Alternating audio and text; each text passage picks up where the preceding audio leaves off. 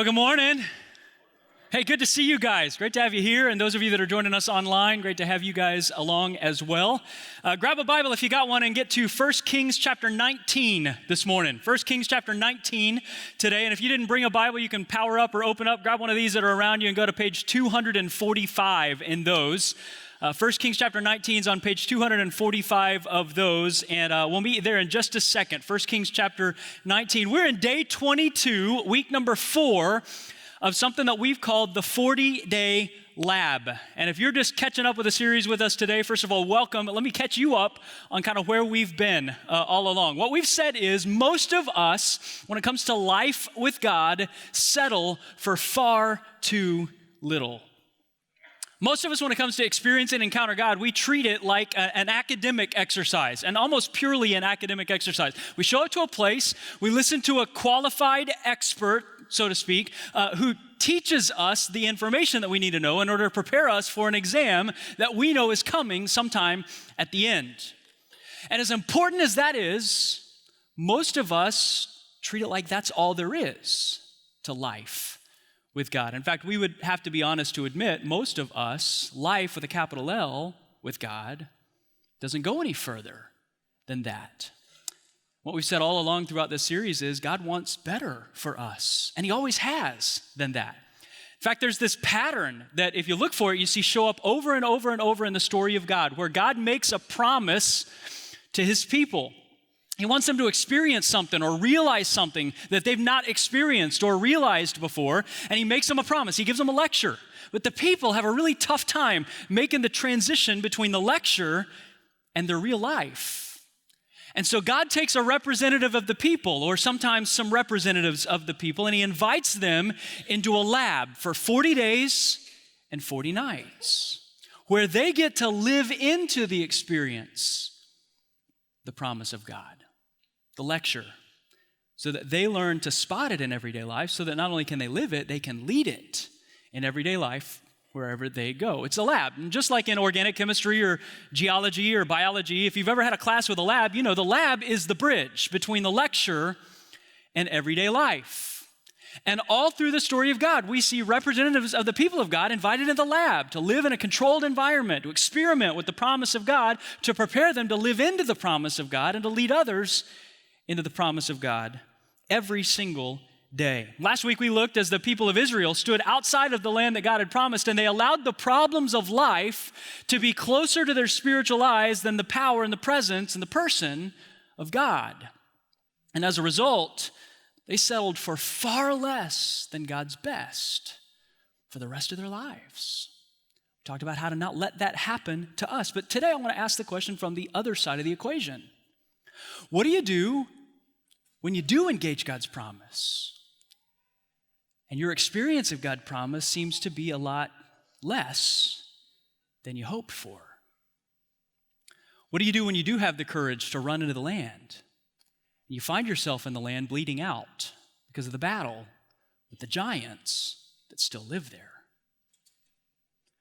What do you do when your experience of the promise of God feels like a huge disappointment to you? You ever been there? You ever been totally faked out by a Christmas present or a birthday present? You had that experience where you look under the tree perhaps and you see a present that's all wrapped there, and you look at the way that it's wrapped and the size and the shape of the gift, and you maybe even pick it up and shake it a little bit just to see what it is, and you become convinced that you know exactly what's wrapped up there underneath the tree. And not only do you know what it is, it's the thing that you've been wanting more than anything else, only to open it up and realize that it's not what you thought at all. You had that experience? About 8 years ago, I told you this story, so some of you will be familiar with it, but our very first Christmas as a married couple, Carrie and I spent with my family. And we actually spent it at my grandpa's house, and we did the family opening presents thing Christmas morning there under the tree in my grandpa's living room. And we went through the whole thing and opened up all of the presents, and all the presents have been opened that were under the tree, and we're sitting around here in a circle, Grandpa and Grandma's living room, and just enjoying the presents and enjoying each other's company. And my dad says, "Oh, I totally forgot. I've got another gift for everybody, and I left it upstairs. I got to go get it." Now, you need to know that's the precise formula that my parents always used right before they surprised my little brother and I with the big gift that they brought down. And so as Dad walked up the stairs at my grandparents' house, we began to discuss what was the big gift that was about to show up in our laps. And it pretty quickly realized that my mom was not in on the thing, whatever it was. So we decided, obviously, it's got to be a really, really big gift and a big surprise that is maybe something that all of us have wanted. What could be so big that Dad wouldn't even tell Mom that he was going to do it? And so we talked about it. The only thing we could talk about and realize that we hadn't experienced, that we'd always wanted as a family, was none of us at that point in our family had ever been on a cruise. And we really wanted to go on a cruise. And so by the time my dad starts to make his way back down the stairs carrying these boxes, one for every single one of us, we've convinced ourselves that we're about to open up tickets to a cruise. In fact, we're dancing around the living room like, we're going on a cruise, we're going on a cruise. I don't know why I'm dancing like my brother dances. That's the way my brother dances. I just felt like I'd bring him into the illustration, right? So we're dancing, we're going on a cruise, and he brings down the gifts, and sure enough, they're wrapped up. They're in these little perfect boxes that are the perfect size for tickets to a cruise. And we tear into the boxes, eager to be the very first person to find out where it is we're going as a family on a cruise. And one by one, when we open the box, the room goes silent. It turns out the week before, my dad had gone into a department store and found a sale. 50 cents per on boxer shorts. And there in the moment, he decided that what our family needed was brand new matching underwear. My very first Christmas with my brand new wife and my family, we thought we were getting a cruise. And we walked away with matching underwear. There's nothing more disappointing than thinking you're about to unwrap the thing you've always wanted, to find out what you find out is far, far less than you hoped. That's precisely where we find Elijah when we walk into a story today. He's coming after one of the greatest moments of his life, probably the greatest moment of his life, the moment that he dreamed of. Let me catch up on a little history when we catch up with Elijah today. 58 years before we find Elijah, the nation of Israel and the people of God have broken into two different kingdoms. There's Israel and there's Judah. And in the 58 years since the kingdom divided, Israel's had 7 different kings, and all of them were bad. And when Elijah steps onto the scene, the current king, Scripture tells us, is the most evil king. And he's not even the most evil person in his own house. His name is Ahab, and he has a wife. Her name is, do you know? Jezebel. A name that has become synonymous with a person who is evil to the core.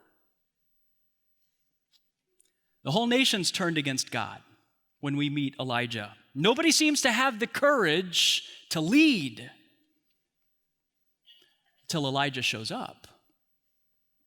And chapter right before the one we'll read today, God uses Elijah to totally embarrass all of the false god that the people of Israel had fallen down in front of before. In fact, Elijah challenges all of the prophets of this false gods, Baal, they challenges them to a duel. He says, here's what we'll do. We'll build an altar. We'll each bring sacrifices, put the sacrifices on it, do everything for the burnt sacrifice except burn it. And we'll invite our gods to show up and show off how present and big and powerful they are by calling down fire from heaven. And let's see whose God is the God. So that's what they do. The prophets of Baal go first. They bring their offering and they put it on the altar and they begin to do everything that they know to do to call their God to show up and show off, and he doesn't.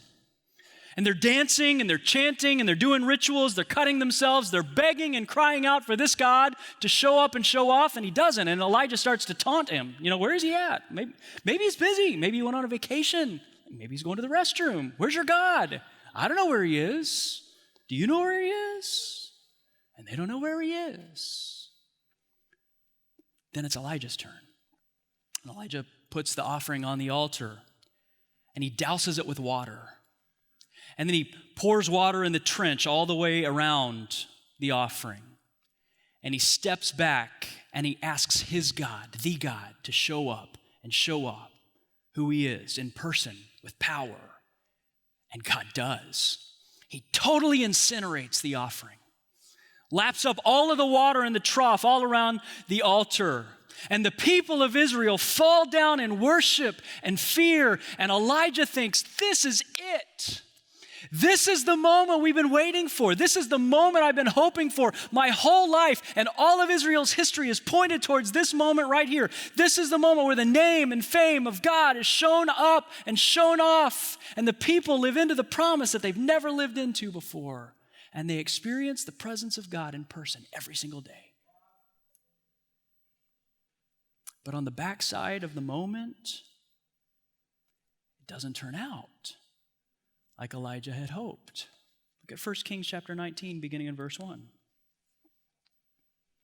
Now Ahab, it's the evil king, told Jezebel, the eviler queen, everything Elijah had done, how he'd killed all the prophets with the sword. So Jezebel sent a messenger to Elijah to say, may the gods deal with me, be it ever so severely, if by this time tomorrow I do not make your life like one of them. So Elijah was afraid, ran for his life. When he came to Beersheba in Judah, he left his servant there. He fires his staff, while he himself went a day's journey into now say this word with me, the wilderness. Remember that. He came to a broom bush, sat down under it, and prayed that he might die. I've had enough, Lord, he said. Take my life. I'm no better than my ancestors. Then he lay down under the bush and fell asleep. All at once, an angel touched him and said, get up and eat. He looked around, and there by his head was some bread, baked over hot coals in a jar of water. He ate and drank and then lay down again. The angel of the Lord came back a second time and touched him and said, get up and eat, for the journey is too much for you. So he got up and ate and drank. Strengthened by that food, he traveled, here it is, 40 days and 40 nights until he reached Horeb, the mountain of God. So understand where Elijah's at. This isn't the way his story was supposed to go, is it? All he's ever done is all he was ever expected to do. And yet God hasn't done what Elijah expected God to do. Before we go any further, have you lived in a place like that before? All you've ever done is be faithful to God. All you've ever done is everything he asked of you. All you've done is the thing that nobody else was willing to do. But God didn't come through with what you expected him to do. Some of you have experienced that as parents. All you've done is be faithful. All you've done is love your children hard and point them towards Jesus. All you've done is keep them in church, expose them to opportunities, people in their life. And they've walked away from all of it. Some of you have experienced it in marriage. All you did was everything the counselor asked you to do. All you did was everything the pastor asked you to do. Everything you knew the Bible told you to do. And still, you find yourself divorced. Some of us experienced it financially. You followed all the biblical principles. You took all the classes. You memorized all the passages in the Bible and in Dave Ramsey. You've done everything you know to do, and you've been faithful with every step. And it seems like at every turn, it's just setback after setback after setback. Whatever it is, God isn't doing what you expected him to do for a person who's been faithful like you. You followed him in real life, and you expected a cruise.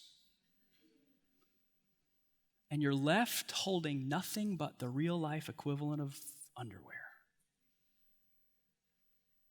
1 Kings was supposed to be the game changer. The battle on Mount Carmel was the way that Elijah always imagined that God would use his life. That was supposed to be the moment that Ahab and Jezebel realized that God is God and fell to their knees in worship and began to lead the nation a totally different way. And they didn't.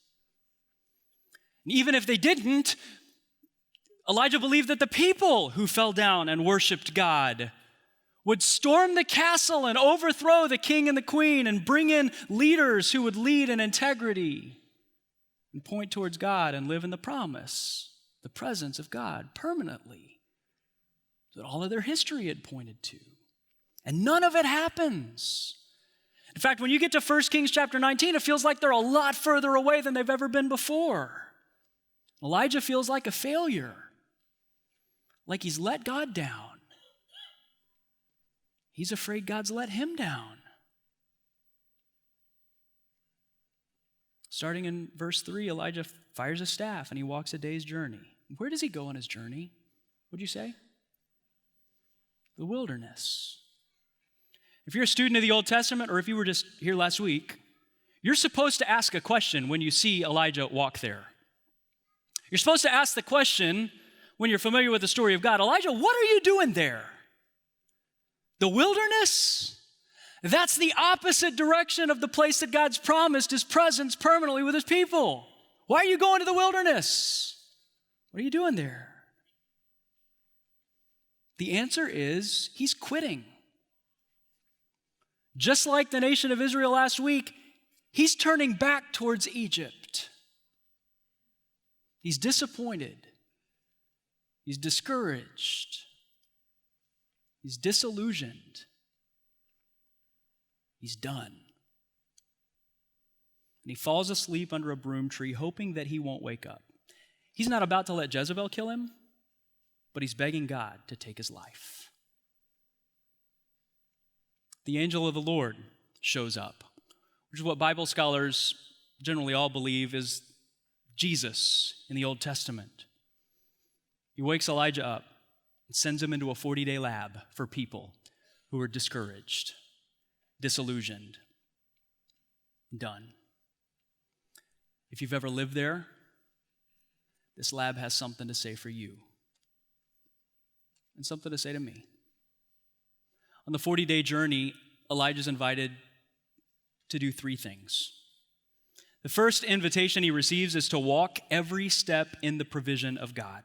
To walk every step in the provision of God. Do you notice that in the story? Elijah's exhausted at this moment. He's exhausted physically, he's exhausted professionally, he's exhausted spiritually. He's running away from God as fast as he can. But as God pursues him, do you notice the very first thing the angel of the Lord does? He doesn't give him a lecture. He lets him have a good night's sleep. And invites him to eat a good meal. Bread, freshly baked, and water. Which may not seem like a big deal to you. I can promise you they were a big deal to Elijah. A couple of weeks ago, I got to go back to Dallas Seminary and speak at one of their chapel services. That's a really big deal. It was a really big deal to me, kind of a big honor to get to do it. And I really wanted to do a good job. And part of doing a good job is showing up on time. So I got up early that morning and left because Dallas. And I didn't want to end up, stuck in traffic and late to chapel, and that would not be a good way to steward a good opportunity. So get up really early, drive all the way there, obviously miss all of the traffic.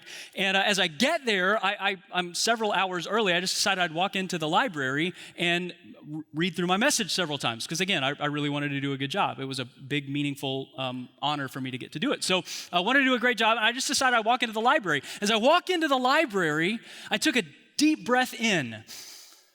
And I immediately started to sob. And it totally caught me off guard. I had no idea. It was the smell. And it wasn't a bad smell. It's just a distinct smell that Dallas Theological Seminary Library has. And as the smell hit me, the memories hit me too. See, Dallas Seminary is a place that God had used in the person's life who helped him get a hold of my life back in college. But it was the place that I met Carrie for the very first time. We went through a health crisis there and struggled through trusting the provision of God every single day. Some of you know that story there at Dallas Theological Seminary. I got 2 degrees from them. And as I smelled that smell of that place, gratitude from the past overwhelmed me, started leaking out my eyes. I hadn't thought about the past. I was lasered on the future, trying to perform well, the purpose I had for that day. And yet the smell brought back the memories of God's goodness towards me. And I can't help but think when Elijah wakes up under that tree and he begins to smell the fresh baked bread, the exact same thing happened to him. See, if you're familiar with the story of Elijah, virtually every scene in Elijah's life involves bread and water. 1 Kings chapter 17, when you meet Elijah for the very first time, it's in the middle of a time when people aren't finding enough to eat. And God miraculously provides for Elijah near a brook, provides for him water every day and bread in a miraculous way. Before long, the water dries up, and God invites Elijah to trust him and to follow him on a journey where he meets a woman, gives him a jar for water, but reveals that she's out of bread. And Elijah gets the opportunity to introduce her and her son to the God who always provides.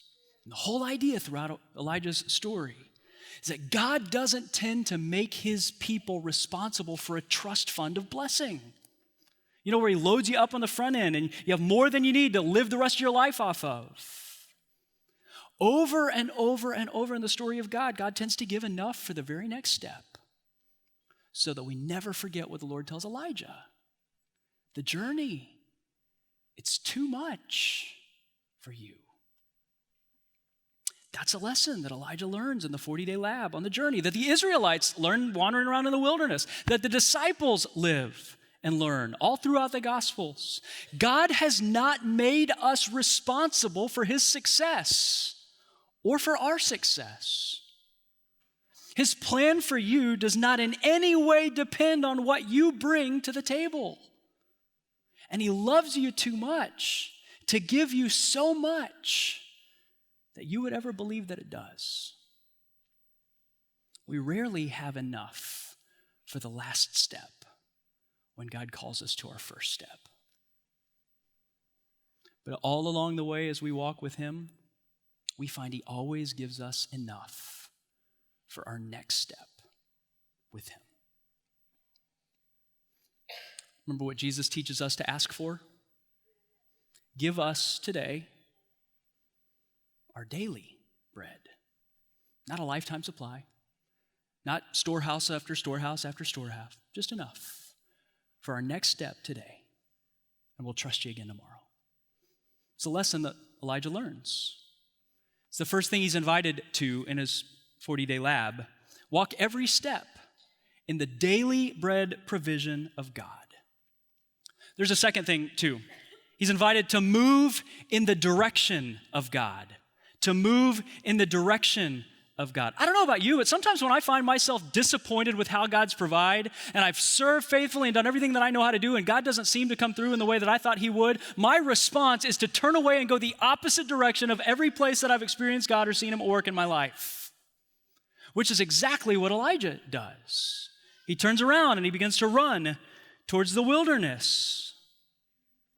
And he asks God to take his life. The angel of the Lord meets him there and gives him enough for the next step of his journey. You know where Elijah finds himself as he walks through the wilderness towards Egypt? He finds himself at a mountain. 1 Kings 19 calls Mount Horeb. You know that Mount Horeb has another name in the Bible. It's also called Mount Sinai in the Bible. The exact same place that Moses went for his 40-day lab. The place that God reminded the people through Moses of his promise and invited them to walk every single day in his presence. The place that he gave them their purpose to show and to tell who he is and what he's like everywhere they go so that the world can see that their God is the God, whatever the world looks like. A promise that they haven't experienced yet, but that Elijah was hoping to see as a result of the showdown on Mount Carmel.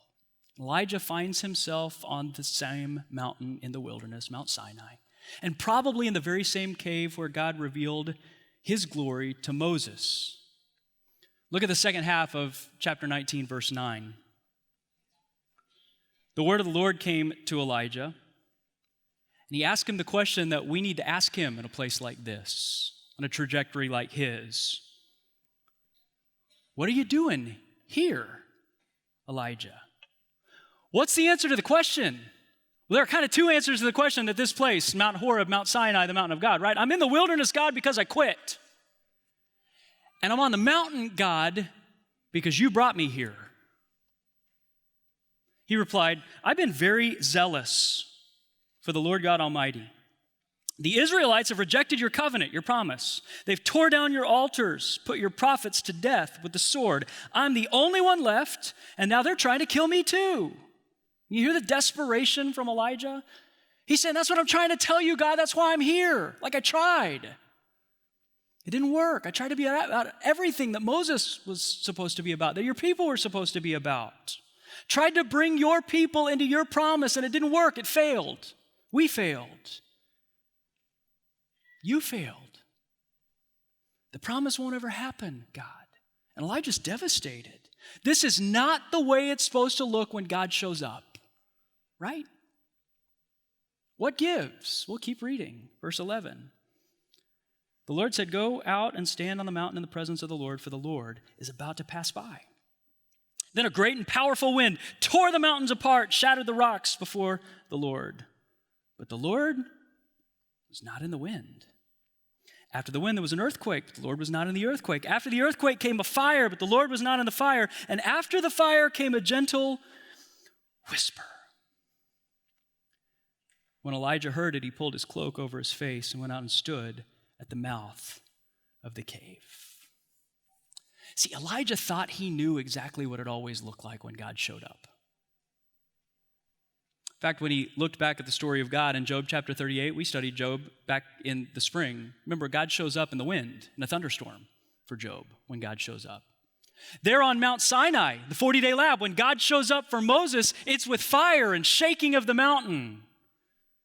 That's how God showed up for Moses. Everything Elijah knew, everything Elijah had read, everything Elijah expected to see was that when God shows up, God always shows up big. And it's the only way God shows up. It's always with shock and awe and flash and bang and fire and wind and shaking and earthquakes. So Elijah assumed that the fire and the wind, the earthquake, was the only way God could show up. But here on the mountain, the same mountain where God showed up on fire, God shows up with a whisper. What's the point? God is not obligated to accomplish his will our way. He has all kinds of arrows in his quiver. He's not just limited to the flash and the bang. He's not just limited to our definition of what success looks like. And he's not limited to our definition of when success has to come. That's the last piece of this, and it's incredible. God whispers to Elijah. Again, he asks him the question, Elijah, what are you doing here? And Elijah gives him the same answer, verse 14. He replied, I've been very zealous for the Lord Almighty. The Israelites have rejected your covenant, torn down your altar, put your prophets to death with the sword. I'm the only one left, and now they're trying to kill me too. It's like Elijah saying, okay, God, I understand the lecture. We're together on the theology. But I'm really trying to be faithful in real life. You had your chance, God, to have your will. What could you possibly be waiting for? So God shows him.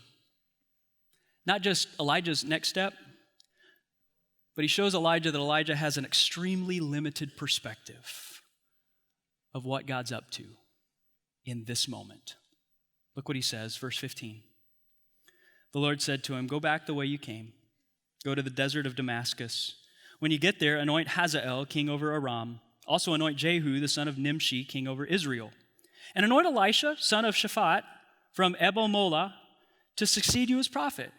Jehu will put to death any who escaped the sword of Hazael, and Elisha will put to death any who escaped the sword of Jehu. Yet I reserve 7,000 in Israel, all whose knees have not bowed down to Baal, and whose mouths have not kissed him." All right, so God reveals to Elijah something that all of us know when we see it happen in other people's life, but we almost never recognize when it happens to us. God's will always takes the long view. God's planning for generations, not just for singular moments. God has a plan for Elijah that's bigger than Elijah, even bigger than Elijah's lifetime, but it still includes Elijah. God's faithfulness to his bigger plan doesn't come at the expense of God's faithfulness to his promise to Elijah. In fact, if you want to see something really, really encouraging that I think will blow your mind this week, look at Mark chapter 9 this week when you get a chance. Mark chapter 9. Jesus takes James and Peter and John, three of his disciples, up on a mountain, and there on the mountain he transfigures himself in front of them. He gives them a glimpse of what it will look like and what he'll look like in the moment when the promise of God to the people of God is lived out permanently forever and ever and ever. He shows them what will happen in Jesus. Hundreds of years after Elijah, some people get a picture of when the promise will come true.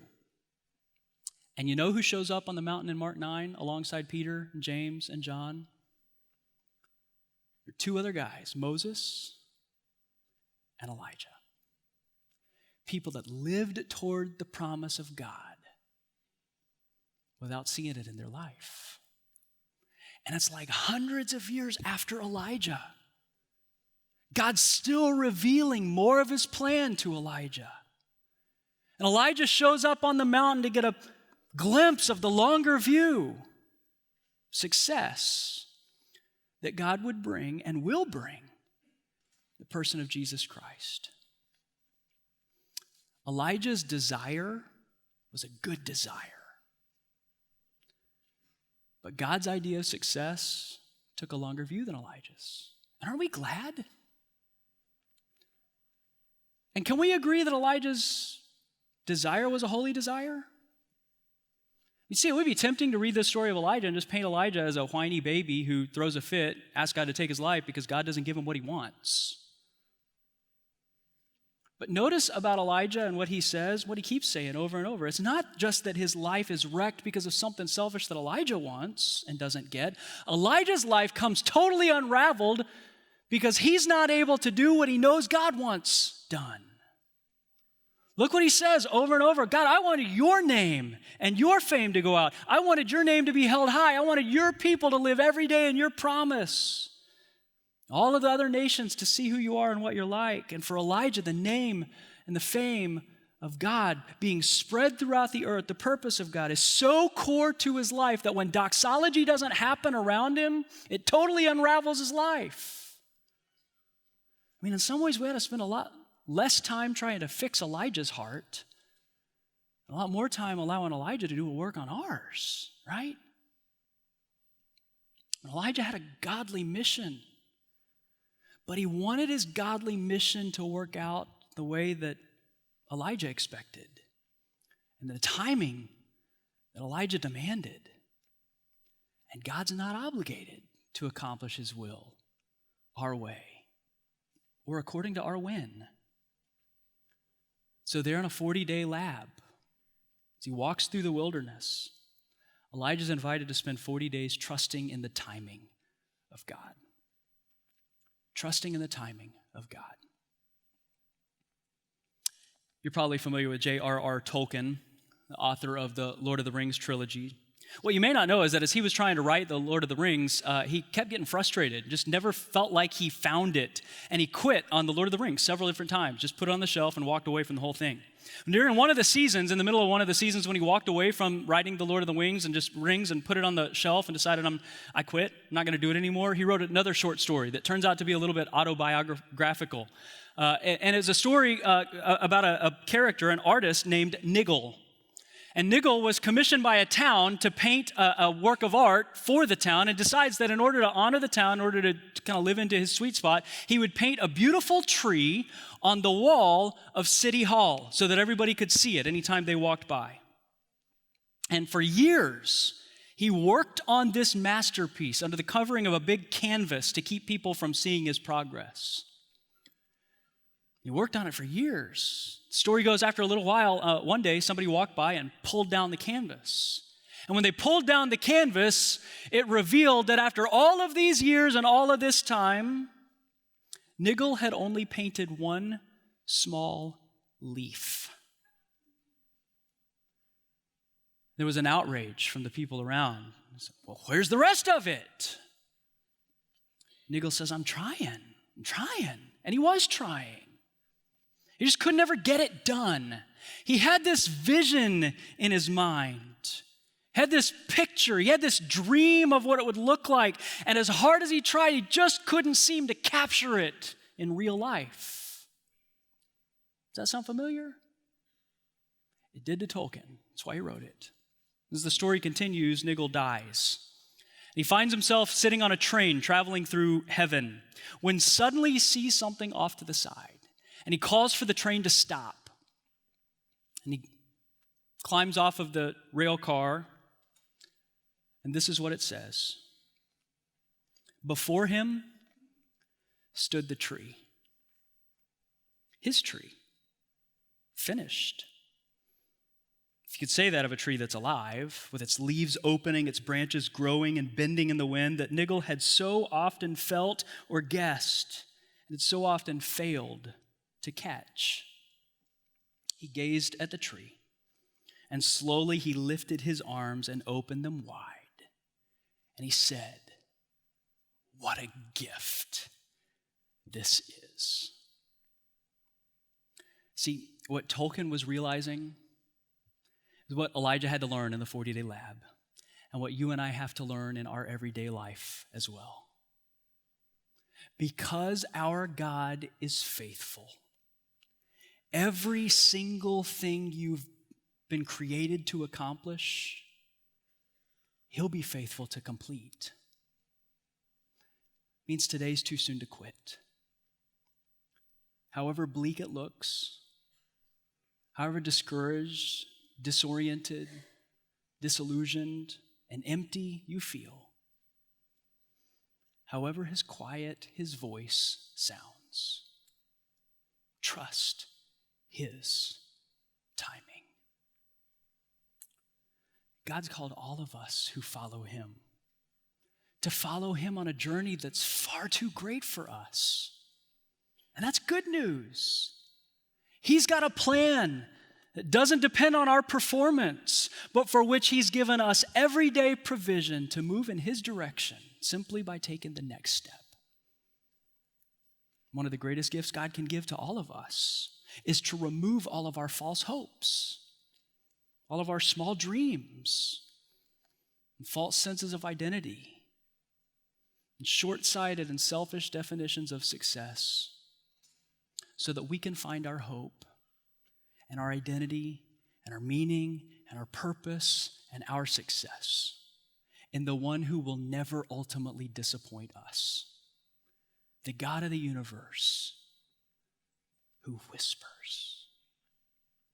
Would you pray with me?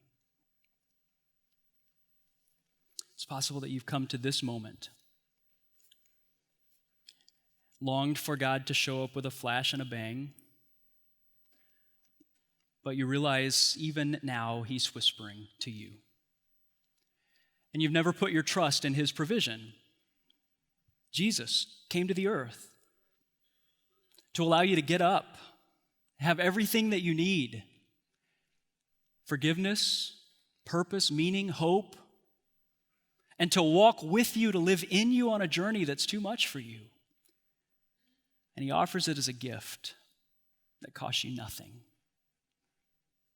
If you've never received that gift, and you realize he's whispering to you, this is a moment where in your own words you could tell him, God, I'm receiving the gift of life with a capital L with you. The promise of your presence, because I'm forgiven, I'm washed clean, I'm given a future and a hope in you and through you. Lord, for those who are receiving that gift right now, believing that Jesus died for them and rose from the dead, those of us who believed that a long time ago, we took our first step years ago. Would you let us examine our hearts for the next step that you've provided just enough for us to take? Would you give us the courage to trust you as we take it for provision, for direction, and for the timing?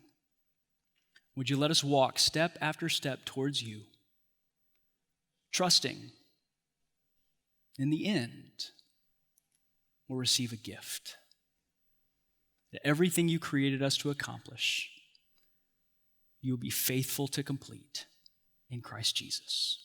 And it's in his name we tell you thank you. Amen.